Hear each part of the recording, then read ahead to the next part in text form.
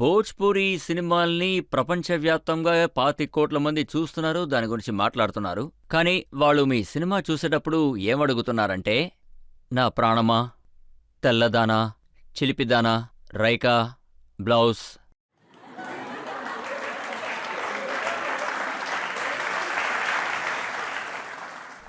ఇది సరైన చోటు, అటువంటి స్టేజ్.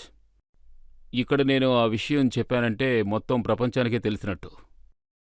ఇదొక అతిపెద్ద కుట్ర, భోజ్పురి పేరుని చెడగొట్టడానికి. దానికొక కారణం కూడా ఉంది. మా సినిమాలు ₹1,00,00,000 తీస్తారు.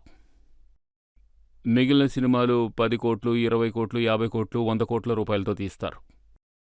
తర్వాత థియేటర్స్లో మా సినిమాలు వేస్తున్నప్పుడు భోజ్పురిలో ఆ టైంలో ఆ 100 కోట్ల సినిమాలు కూడా రిలీజ్ అయితే థియేటర్ వాళ్లతో చెప్తూ ఉంటారు, చూడండి మా సినిమాలు రిలీజ్ కాబోతున్నాయి, నిరవ్ సినిమాలు వెయ్యకండి అని.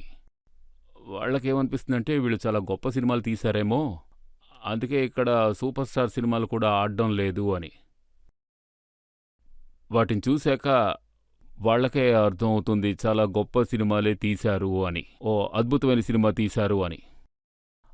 ఆ తర్వాత వాళ్ళని ఎలా డీగ్రేడ్ చేయాలి అని ఆలోచించి డీగ్రేడ్ చేయడం కోసం మీడియాలన్నిటిలోనూ, అన్ని ఇంటర్వ్యూస్లోనూ, అన్ని ప్లాట్ఫామ్స్లోనూ భోజ్పురి సినిమాల గురించి తప్పుగా నోటుకొచ్చినవన్నీ వాగి వాటిని అవమానిస్తూ ఉంటారు.